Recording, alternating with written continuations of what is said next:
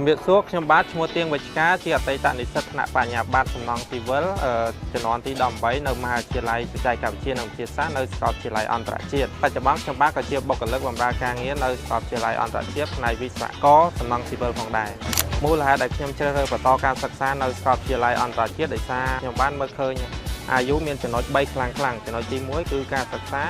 មានភាពច្បាស់លាស់ស្របតាមតម្រូវការទីផ្សារនិងទាន់សម័យទី2ធនធានសាស្ត្រាចារ្យមានបទពិសោធន៍យូរឆ្នាំនិងមានចំណេះដឹងខ្ពស់ទី3ក្រោយពីបញ្ចប់ការសិក្សានិស្សិតក៏មានឱកាសការងារខ្ពស់ចំពោះការអនុវត្តជាក់ស្ដែងវិញសាកលវិទ្យាល័យតែងតែមានការសាងសង់អគារជាបន្តបន្ទាប់ពីមួយឆ្នាំទៅមួយឆ្នាំរាប់ចាប់តាំងពីអគារទាបរហូតដល់អគារខ្ពស់ហើយទៅលើគម្រោងសាងសង់នីមួយៗតែងតែមានការចូលរួមពីដេប៉ាតឺម៉ង់ខាងសំណង់ស៊ីវិលរហូតដល់បញ្ចប់គម្រោងសាងសង់ហើយនិស្សិតដែលមានស្នាដៃដែលគូខ្លងគឺបានទទួលសញ្ញាបត្រនៅអគារដែលខ្លួនបានគូផងដែរ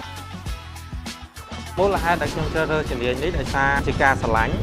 និងជាក្តីសម័យតាំងពីតូចមកថាធំឡើងខ្ញុំចង់ក្លាយជាវិស្វករដែលមានសមត្ថភាពមួយរូប